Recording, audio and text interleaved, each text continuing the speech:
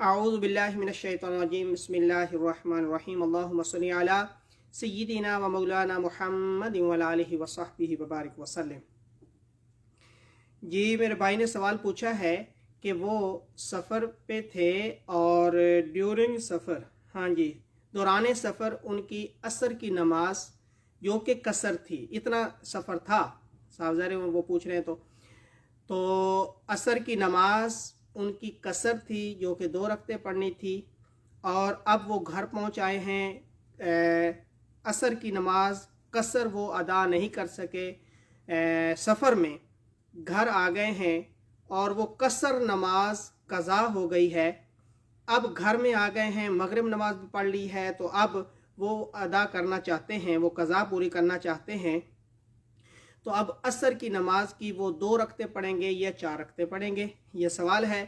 تو اس کا جواب یہ ہے، پہلے تو میک شور ہونا چاہیے کہ آپ کا اتنا لمبا سفر ہو اور اتنے دن کا سفر ہو جو کہ جس کے لیے نماز قصر ہوتی ہے۔ تو اس کے بعد قصر صرف ظہر، عصر اور عشاء میں ہوتی ہے۔ 4 رکعتوں کی بجائے 2 رکعت ادا نماز پڑھی جاتی ہے، 4 فرائض کی بجائے جو ہیں 2 رکعت نماز جو فرض ہے وہ پڑھی جاتی ہیں۔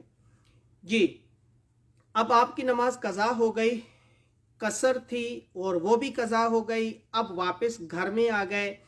اب گھر میں آ کر وہ قصر پڑھی جائے گی یا پوری پڑھی جائے گی؟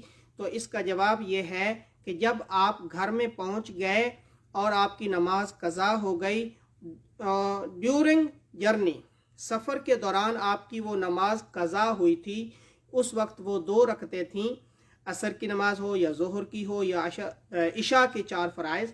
تو اب آپ جب گھر آ گئے، کیونکہ راستے میں وہ قضا ہو گئی تھی، اب گھر میں بھی آ کر آپ نے 2 ہی رکعتیں ادا کرنی ہیں، 4 نہیں پڑھی جائیں گی، کیونکہ وہ دوران سفر آپ کی نماز قضا ہوئی تھی۔ اب گھر آ کر آپ باقی نمازیں جن کا ٹائم ہے وہ تو پوری پڑھیں گے، لیکن وہ جو سفر میں آپ کی قضا ہوئی تھی وہ قصر ہی ادا کی جائے گی گھر میں، یعنی 4 رکعتوں کی بجائے 2 رکعتیں ادا کی جائیں گی۔